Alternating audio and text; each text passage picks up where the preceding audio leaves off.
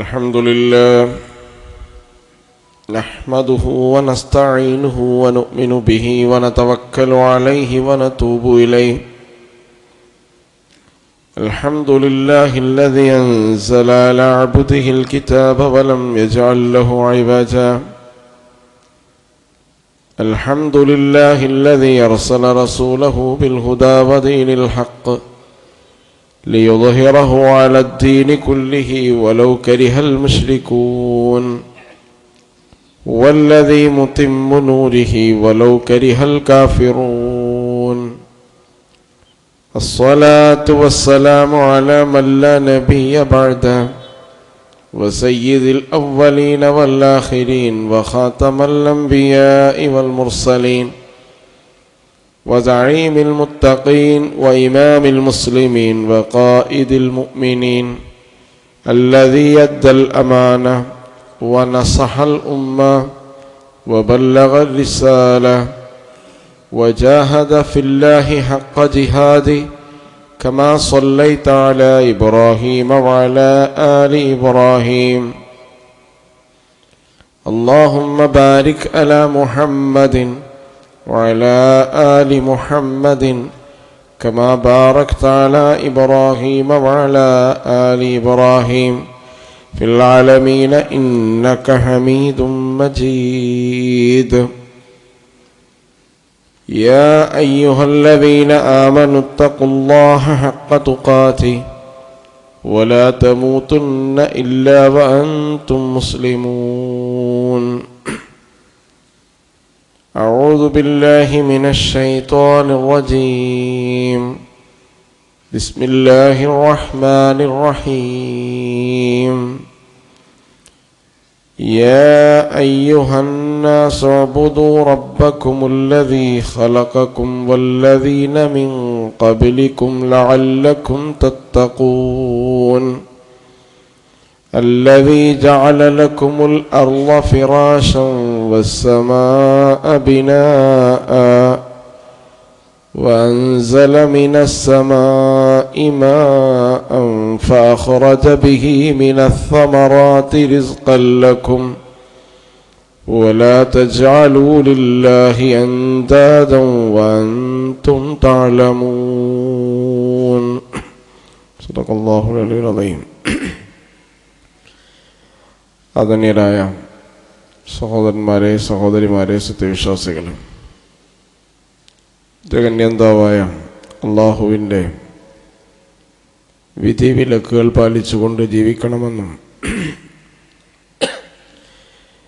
ജീവിതത്തിൻ്റെ മുഴുവൻ മേഖലകളും അവൻ്റെ നിർദ്ദേശങ്ങൾക്കനുസരിച്ച് ക്രമീകരിക്കണമെന്നും നമ്മുടെ അടക്കവും അനക്കവും അള്ളാഹു കാണുന്നുണ്ടെന്ന ബോധത്തോടുകൂടി ജീവിക്കണമെന്നും എന്നോടെന്ന പോലെ നിങ്ങളോടും വസിയത്ത് ചെയ്യുകയാണ്, ഉപദേശിക്കുകയാണ്. നരകാവകാശിയും സ്വർഗാവകാശിയും ഒരിക്കലും സമന്മാരാവുകയില്ല. സ്വർഗം നേടിയവരാവുന്നു വിജയിച്ചവർ. വിജയികളുടെ കൂട്ടത്തിൽ ഉൾപ്പെടുത്തി നമ്മെ എല്ലാവരെയും അല്ലാഹു അനുഗ്രഹിക്കുമാറാവട്ടെ. കഴിഞ്ഞ ഖുതുബയിൽ സൂചിപ്പിച്ചതുപോലെ ഈ പ്രപഞ്ചത്തിൻ്റെ കേന്ദ്രബിന്ദു, താളം, അത് തൗഹീദാണ്. മനുഷ്യൻ്റെ പ്രപഞ്ചത്തിലുള്ള എല്ലാ വസ്തുക്കളും, ചരാചരങ്ങളും, മനുഷ്യരുൾപ്പെടെയുള്ള ജീവജാലങ്ങളും അള്ളാഹുവിനെ അംഗീകരിക്കുകയും അനുസരിക്കുകയും ചെയ്തുകൊണ്ടാണ് ജീവിക്കുന്നത്. അശ്ശംസു തജ്രീ ലി മുസ്തഖറിൻ ലഹാ ദാലിക തഖ്ദീറുൽ അസീസിൽ അലീം. സൂര്യൻ ചരിക്കുന്നത് അള്ളാഹുവിൻ്റെ നിർദ്ദേശപ്രകാരമാണ്. സൂര്യന് സ്വന്തം ഇഷ്ടപ്രകാരം ചലിക്കാനോ ചലിക്കാതിരിക്കാനോ കഴിയില്ല. പ്രപഞ്ചത്തിലെല്ലാ വസ്തുക്കളും പൂർണ്ണമായും അള്ളാഹുവിന് കീഴ്പ്പെട്ടുകൊണ്ടാണ് ജീവിക്കുന്നത്. മനുഷ്യൻ്റെ നല്ലൊരു ഭാഗവും മനുഷ്യൻ വിചാരിച്ചാലും അവന് മാറ്റാൻ കഴിയില്ല. ഇപ്പം മൂക്ക് എൻ്റേതാണ്, മൂക്കുകൊണ്ട് നാളെ മുതൽ ഞാൻ കേൾക്കട്ടെ എന്ന് വിചാരിച്ചാൽ കഴിയില്ല. ചെവി എൻ്റേതാണ്, നാളെ മുതൽ ചെവി കൊണ്ട് ഞാൻ വാസനിക്കട്ടെ എന്നൊരാൾ വിചാരിച്ചാൽ കഴിയില്ല.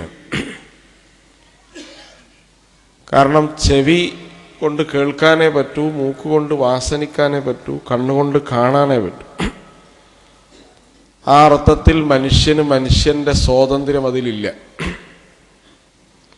പിന്നെ എവിടെയാണ് സ്വാതന്ത്ര്യം?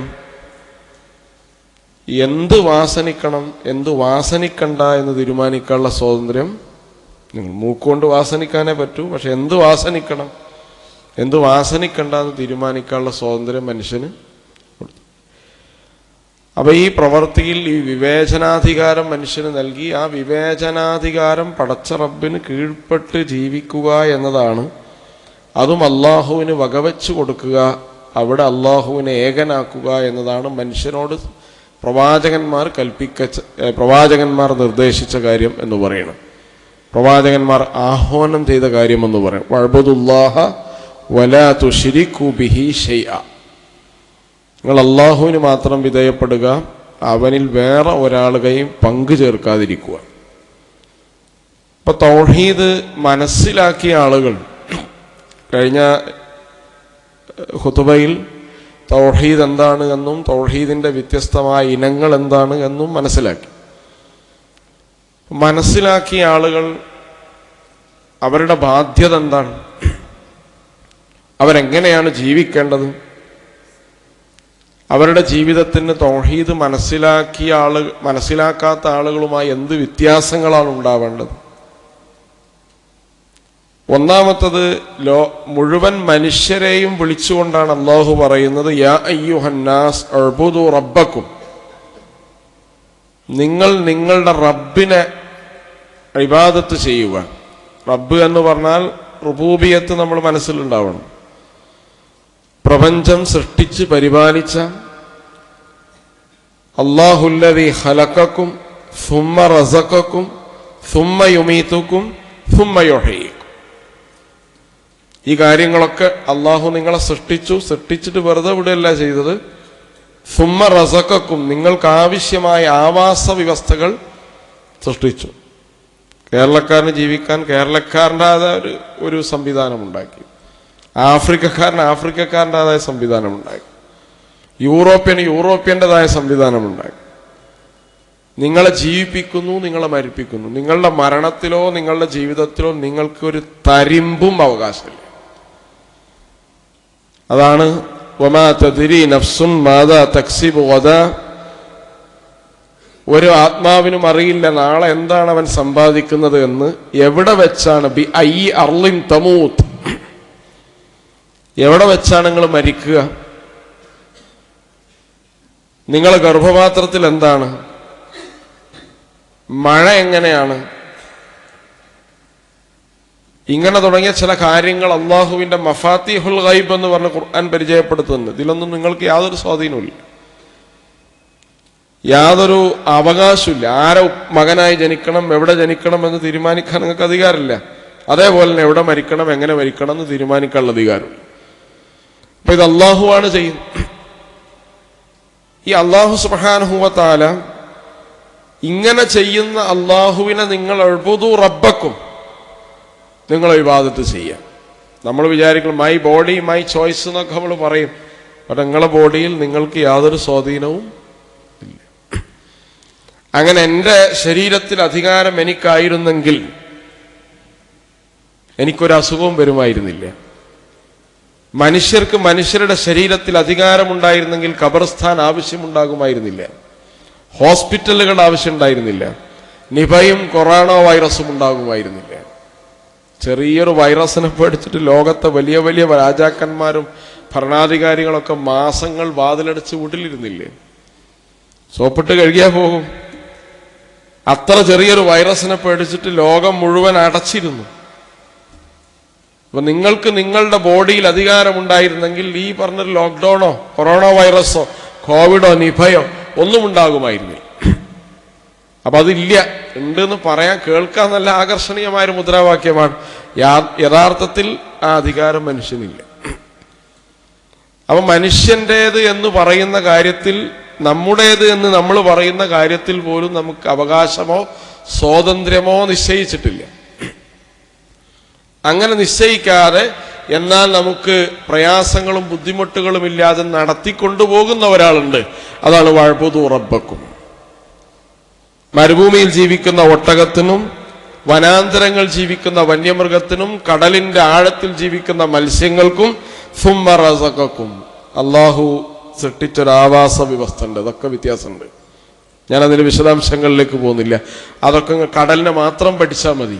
അങ്ങനെ പഠിച്ച മഹാന്മാരായ ആളുകളൊക്കെ ഇസ്ലാം സ്വീകരിച്ചിട്ടുണ്ട്. അപ്പൊ ഇങ്ങനെ തുടങ്ങിയ ഈ പ്രപഞ്ചത്തിന്റെ പരിപാലനം ആരാണോ നിർവഹിക്കുന്നത് അവനെ നിങ്ങൾ വഅ്ബുദുല്ല, അവൻ ആരാധിക്കണം, അവൻ ഇബാദത്ത് ചെയ്യണം. വലാ തുശ്രികൂ ബിഹി ഷൈഅ. ഇതൊരു ഗൗരവമുള്ള കൽപ്പനയാണ്. അതിലാരെങ്കിലും വ്യതിചലിച്ചാൽ അതിനെക്കുറിച്ചാണ് ഇന്ന ശിർക ലളുൽമുൻ അളീം. അത് അല്ലാഹു ഒരിക്കലും പൊറുക്കില്ല. ശിർക്ക് ചെയ്യുന്ന ഒരാൾ, അള്ളാഹു അല്ലാത്ത ഒരാൾക്ക് അള്ളാഹുവിന്റെ ഏതെങ്കിലും ഒരു പദവി വകവെച്ചു കൊടുക്കുന്ന ഒരാൾ, അയാളുടെ ഒരു ആരാധനയും അള്ളാഹു സ്വീകരിക്കില്ല. അത് സ്വീകരിക്കില്ല. അപ്പൊ നമ്മൾ ചോദിക്കും, മുസ്ലിങ്ങളുടെ കൂട്ടത്തിൽ അങ്ങനെ റസൂൽ സല്ലല്ലാഹു അലൈഹി വസല്ലം പറയാൻ എന്താണ്? വിശുദ്ധ ഖുർആൻ തന്നെ ഇന്നഹു മൻ യുശ്രികു ബില്ലാഹ് ഫഖദ് ഹറമല്ലാഹു അലൈഹിൽ ജന്ന വമഅവാഹുൻ നാർ. അള്ളാഹുവിൽ ശിർക്ക് ചെയ്യുന്ന ഒരാൾക്ക് സ്വർഗം നിഷിദ്ധവും നരകം അവന്റെ അഭയകേന്ദ്രവുമാണ്. നബി തിരുമേനി സല്ലല്ലാഹു അലൈഹി വസല്ലം പറയാൻ ലാ തഖൂമു സ്സാഅ ഹത്താ തൽഹഖു ഖബായിലു മിൻ ഉമ്മത്തി. എന്റെ സമുദായത്തിൽ ഒരു വിഭാഗം ആളുകൾ ചേരുന്നതുവരെ അന്ത്യനാൾ അടുക്കുകയില്ല. ബിൽ മുശ്രിക്കീന, മുശ്രിക്കുകളോട്. ഹത്താ യഅ്ബുദുൽ ഔസാൻ, എത്രത്തോളം ചോദിച്ചാൽ അവർ വിഗ്രഹങ്ങൾ ആരാധിക്കാൻ തുടങ്ങും. വിഗ്രഹങ്ങൾ ആരാധിക്കാൻ തുടങ്ങുന്ന, അങ്ങനെ ചെയ്യുന്നതുവരെ അന്ത്യനാൾ അടുക്കുകയില്ല എന്നാണ്. അപ്പോ ശിർക്കിന്റെ എല്ലാ വകഭേദങ്ങളും ഉമ്മത്തിലുണ്ടാവും. ഉമ്മത്തിന്റെ പുറത്തുള്ള കാര്യങ്ങളല്ല പറയും. അപ്പൊ ഈ ഉമ്മത്ത് അതിൽ ഉണ്ടാവുക എന്ന് പറയുന്നതിന് ഗൗരവത്തോടെ ജാഗ്രതയോടുകൂടി സമീപിക്കൽ വിശ്വാസികൾക്ക് ബാധ്യതയുണ്ട്. ഒന്നാമത്തെ ബാധ്യത, തൗഹീദ് മനസ്സിലാക്കിയ ആളുകൾ ശിർക്കിലേക്ക് പോവാതിരിക്കാനുള്ള ജാഗ്രത ഉണ്ടാവുക. ഏത് സമയത്തും ഉണ്ടാവും. ഇപ്പൊ അമ്പലത്തിലോ ചർച്ചിലോ അല്ലെങ്കിൽ വേറെ എന്തെങ്കിലും സംവിധാനങ്ങളിലോ ഒന്നും പോയി വേറെ ആരെയും പൂജിക്കണ്ട. നമ്മൾ നമ്മുടെ ഇച്ഛയാണ് പടച്ചോനെന്ന് വിശ്വസിച്ചാൽ എന്ത് ചെയ്യും? ശിർക്ക് സംഭവിക്കും. അതാണല്ലോ വിശുദ്ധ ഖുർആൻ തന്നെ പറയുന്നത്, അഫറഅയ്ത മനിത്തഖദ ഇലാഹഹു ഹവാഹു അഫഅൻത തകൂനു അലൈഹി വകീല. സ്വന്തം ഇച്ഛയെ ഇലാഹാക്കിയ ആളെ നീ കണ്ടില്ലേ? എന്റെ സമ്പത്ത്, എന്റെ വിജ്ഞാനം, എന്റേത് എന്ന വിചാരം ശിർക്കാണ്. വെള്ളിയാഴ്ച നമ്മൾ പാരായണം ചെയ്യുന്ന സുന്നത്തായ അധ്യായമാണല്ലോ സൂറത്തുൽ കഹ്ഫ്. ഈ സൂറത്തുൽ കഹ്ഫില് 3-4 കഥകളാണ് പറയുന്നത്. അതിലൊരു കഥ 2 തോട്ടക്കാരുടെ കഥയാണ്. ആ 2 തോട്ടക്കാരിൽ ഒരാൾ ശിർക്ക് ചെയ്തു എന്ന് അല്ലാഹു പറഞ്ഞ എന്തുകൊണ്ടാണ്? അയാൾ അമ്പലത്തിൽ പോയി പൂജിച്ച ആളല്ല, വിഗ്രഹങ്ങൾ ആരാധിച്ചിട്ടില്ല. ഈ തോട്ടം എന്റേതാണെന്ന വിചാരം അദ്ദേഹത്തിനുണ്ടായി. ഈ സമ്പത്ത് എന്റേതാണെന്ന വിചാരമുണ്ടായി. ഹദ്റത്ത് മൂസ അലൈഹിസ്സലാമിന്റെ കൂട്ടത്തിൽപ്പെട്ട ആളായിരുന്നു ഖാറൂൻ. ഇസ്രായേലിൽപ്പെട്ട ആളാണ്.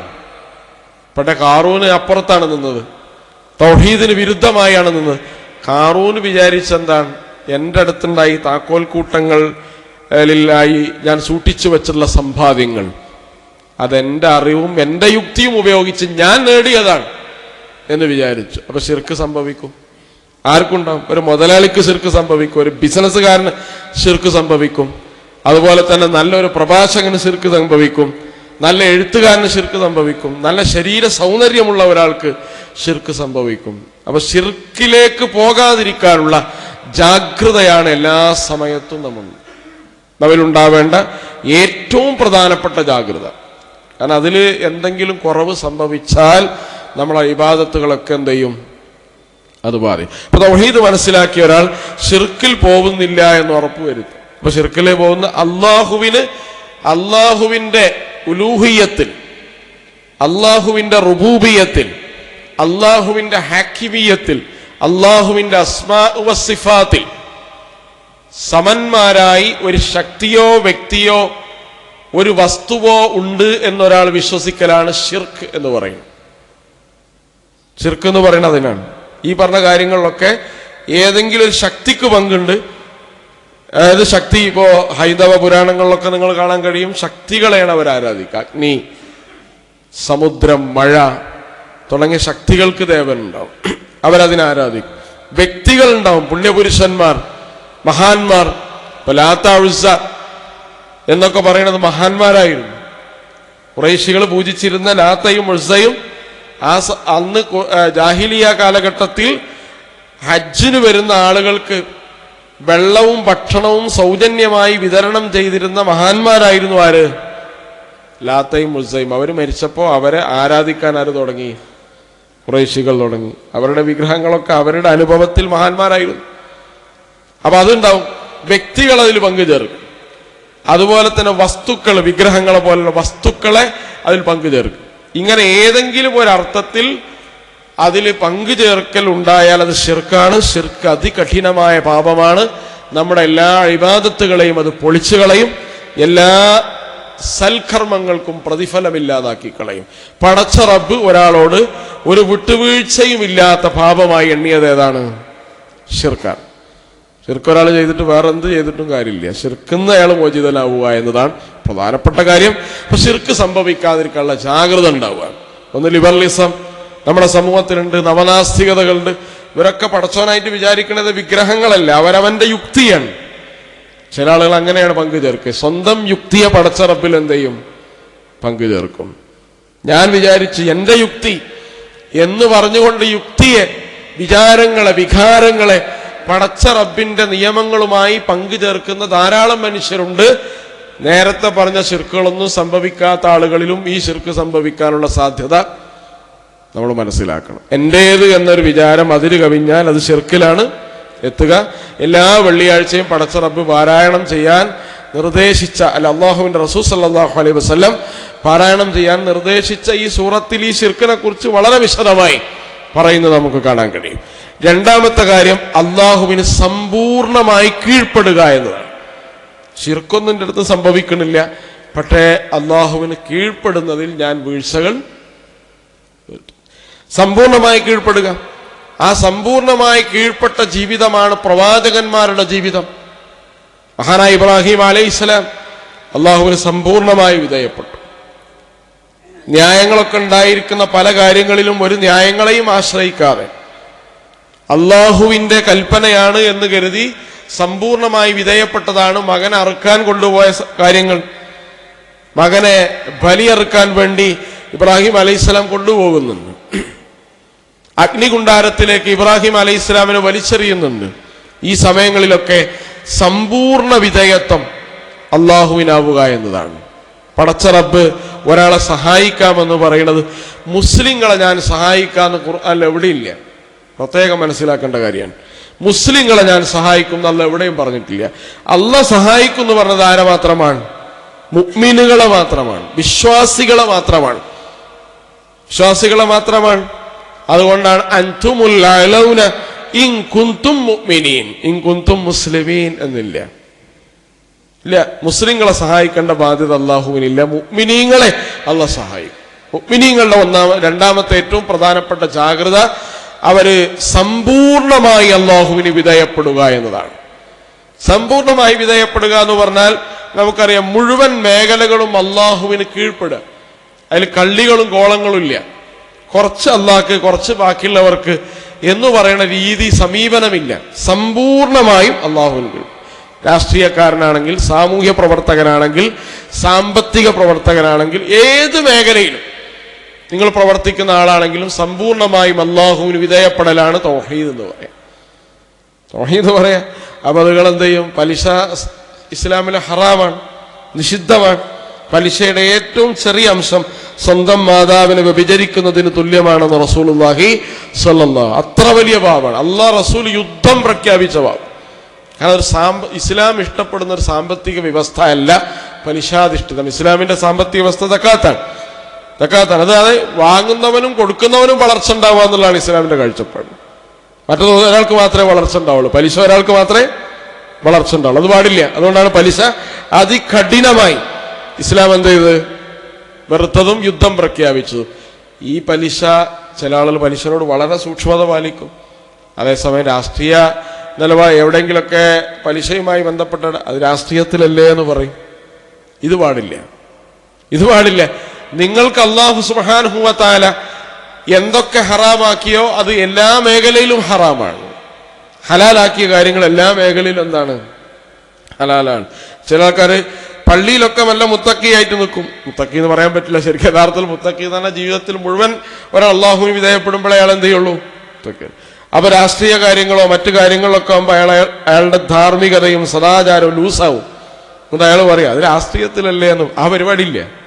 ഞാൻ മനസ്സിലാവുന്ന ഒരു ഉദാഹരണം പറഞ്ഞു. അപ്പൊ അള്ളാഹുവിന് സമ്പൂർണമായും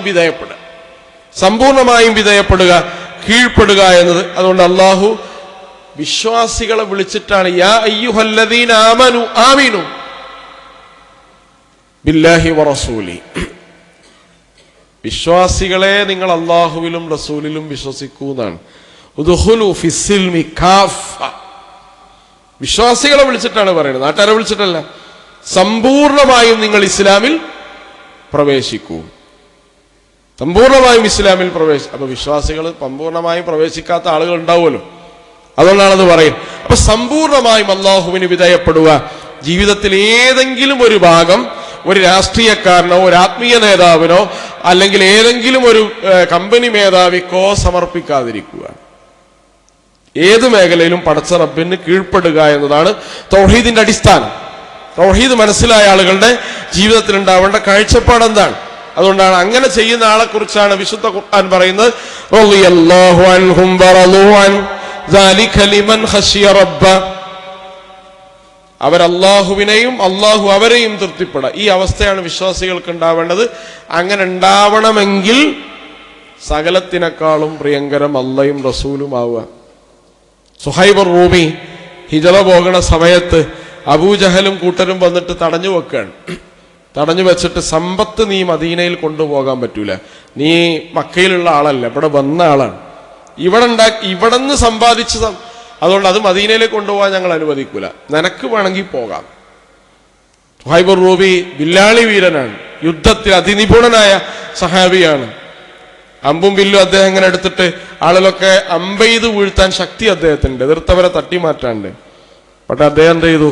തൻ്റെ ഒട്ടകപ്പുറത്തുള്ള മുഴുവൻ ഭാണ്ഡക്കെട്ടുകളും കഅബയുടെ ചാരത്ത് കൊണ്ടുപോയി വെച്ചിട്ട് പറയാൻ, ഈ ചോര നീരാക്കി ഞാൻ ഇത്രയും കാലം അധ്വാനിച്ച ഈ സമ്പത്തിനേക്കാൾ എനിക്ക് പ്രിയപ്പെട്ടത്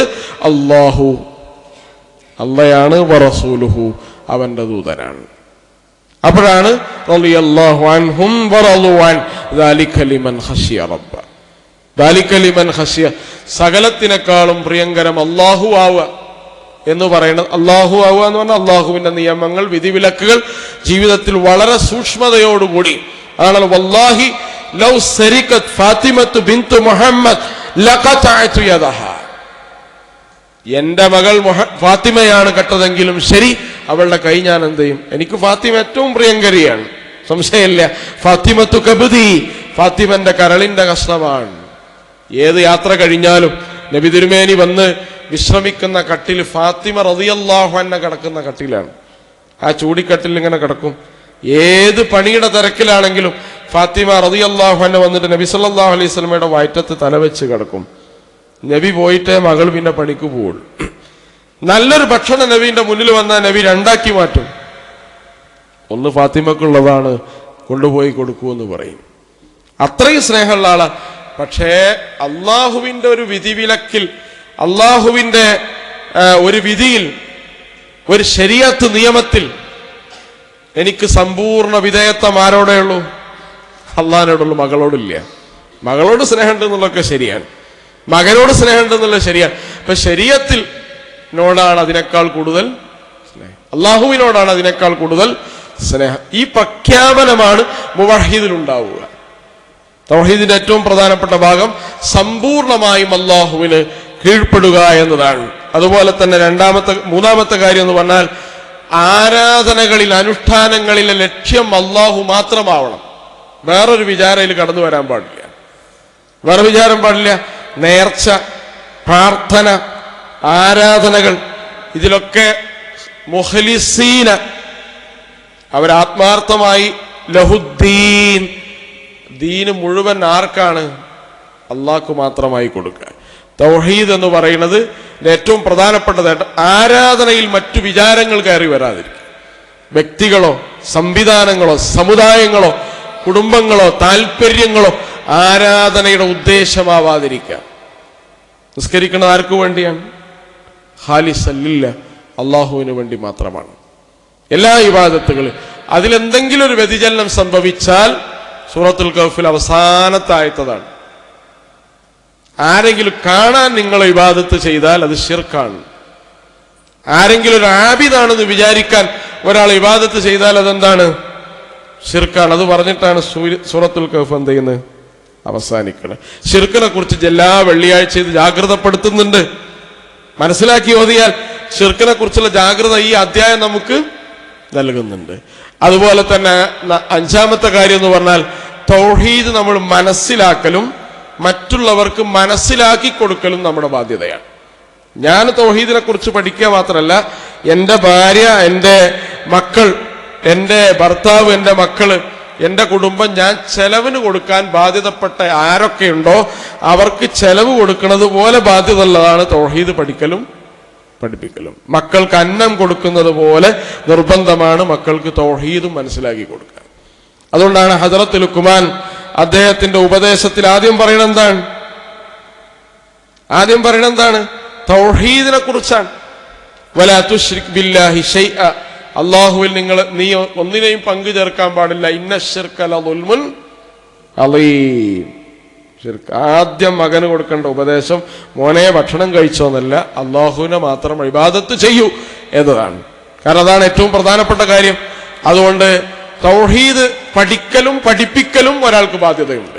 സ്വന്തം മനസ്സിലാക്കിയാൽ പോരാ, താൻ അന്നം കൊടുക്കാൻ ബാധ്യതപ്പെട്ട ആരൊക്കെ ഉണ്ടോ അവർക്ക് തൗഹീദ് പറഞ്ഞു കൊടുക്കൽ ബാധ്യത. അതില്ലെങ്കിൽ പടച്ചറബ് എന്ത് ചെയ്യും? ചോദിക്കും. അവസാനമായി തൗഹീദ് മനസ്സിലാക്കി ജീവിക്കുമ്പോൾ സ്ഖലിതങ്ങളൊക്കെ സംഭവിക്കും, വീഴ്ചകൾ സംഭവിക്കും. ആ സമയത്ത് പടച്ച റബ്ബിനോട് മാത്രം ഇസ്തിഗ്ഫാർ തേടുക. തൗഹീദിൽ അടിയുറച്ചു നിൽക്കുന്ന ആളുകളുടെ ലക്ഷണമാണ് ഇസ്തിഗ്ഫാർ അധികരിപ്പിക്കുക എന്നത്. എല്ലാ പ്രവാചകന്മാരും ഇസ്തിഗ്ഫാർ അധികരിപ്പിച്ചവരാണ്.